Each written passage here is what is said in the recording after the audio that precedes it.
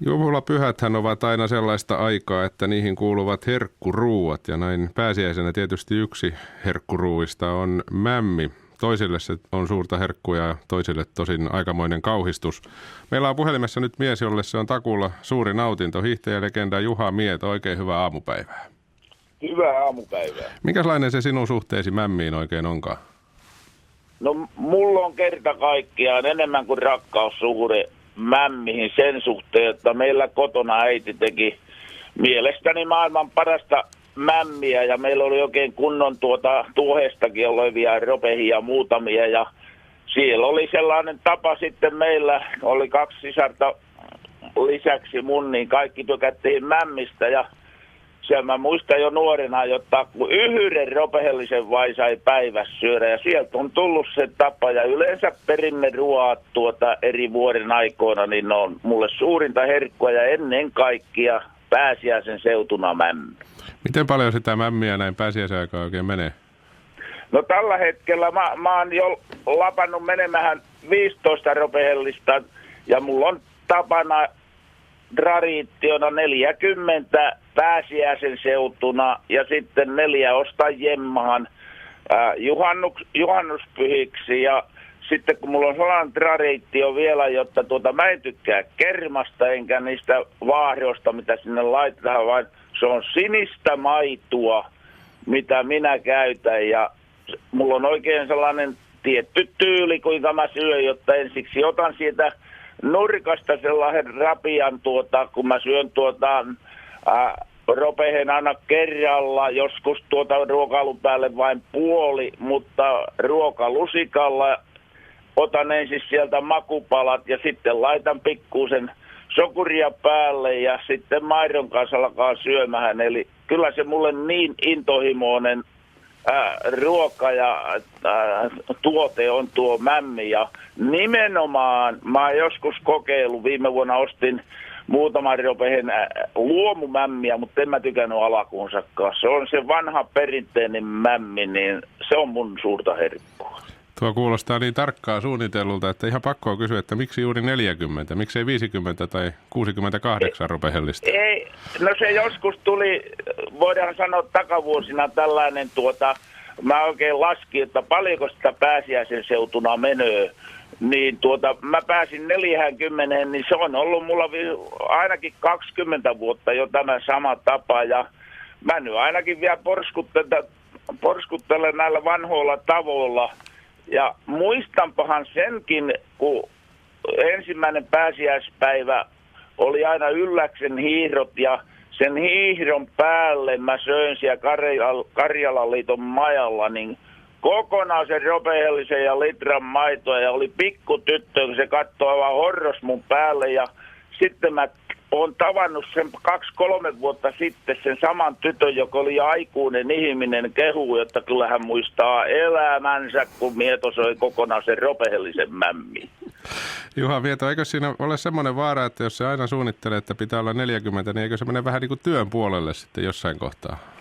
Ei se mene työn puolelle. Voi kuule, se on niin suurta herkkua mulle, että en mä osaa tuollaista herkusta edes unelmoida, mikä olisi suurempaa herkkua kuin mämmi, niin kyllä se 40 pääsiäisen seutuna, eli tähän mennessä on mennyt 16 rovesta, niin se on helppo toteuttaa tämä 40, ja kun nykyään mä en viitti mainita mitään mämmiä, mutta Toijalla sitä valmistetaan, niin sitä rupeaa saamahan jo hyvissä ajoissa ja vielä on hyvän tovin pääsiäisen jälkiinkin sitä kaupoissa, niin ei se ole edes urakka eikä mikään. Ymmärrätkö sinä semmoisia ihmisiä sitten ollenkaan, jotka käyttävät sitä kermaa ja runsaasti sokuria ja nythän jo kaikkia maustettujakin mämmejä, jotka eivät ihan hirveästi siltä alkuperäiseltä maistu? Joo. Mä en tiedä. Mä oon ollut vähän joka asioista. Mä oon yhden kanssa ollut naimisissa ja uskollinen tietyille uskomuksille, jota mä oon toteuttanut muuskin elämässä kuin yksistään syönnin suhteen, niin Mä en kerta kaikkiaan voi kuvitella, että mä voisin kermaan kanssa syödä. Tosin silloin nuorena syötiin, kun meillä oli lehmiä, niin suoraan lehmän tissistä olevaa maitoa, mutta näin jälkikäteen niin ei edes se punainen, vaan se on nimenomaan se sininen. Sen kanssa tämä, kun siihen laittaa sillä sokuria, niin ei tarvitse paljon laittaa, niin se on niin hieno yhdistelmä. Sininen maito ja vähän sokuria ja pelkkä mämmi. Mulla on oma traditio, kun mä syön sitä mämmiä, niin ne nurkkihin pakkaa vähän jäädä, niin sitten kun mä oon tyhjäksi saanut sen ropehen, niin mä sillä lusikan toisella päällä vielä tonkaasin ne nurkat puhtaaksi, jotta se roveski on sen jälkeen, kun se on maidon kanssa syöty, niin se on melkein kuin pakasta veretty. Nyt on ihan pakko kysyä Juha Mieto semmoinenkin kysymys, että kun se on kuitenkin vaan täällä pääsiäisen aikaan tämä mämmi ja siinä on sitä kuitua aika runsaasti, niin miten pakki kestää näin pääsiäisen aikaan? Kuule, sitä mä oon ihmetellyt, mä oon joskus sanonut, että kun mä aamulla kaurapuuro on mulle ylivoimaisesti tärkein aamun ensimmäinen ateria.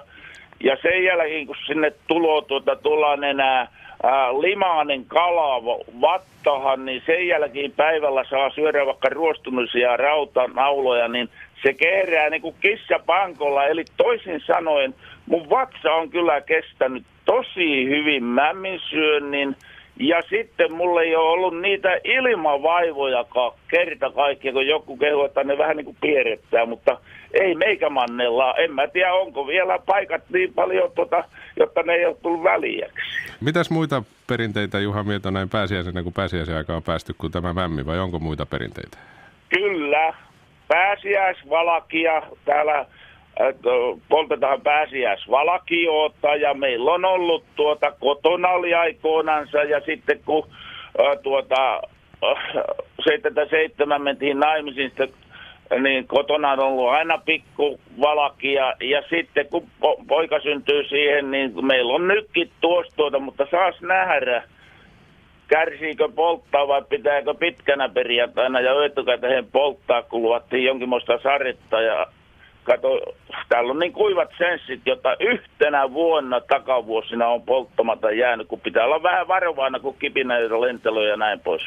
Näinhän se on. Ei muuta, Juha Mieto, kuin oikein hyvää ja rauhallista pääsiäistä sinulle. Joo, kiitos siitä samaa. Ja sen verran vielä, että kun meillä oli myös kanoja kotona aikoinansa, niin seuraavana päivänä, kun siellä oli mukavasti lämmintä tuhkaa, niin siellä sitten laitettiin kananmunia sinne, ja kun ei se ollut liian kuumaa, niin jottei ne boksahdellut, niin kyllä maistuu hyvältä. Se on hyvä konsti. Sitäkin voi kokeilla, jos mahdollisuus on. Kiitos, Juha Mieto. Kiitos.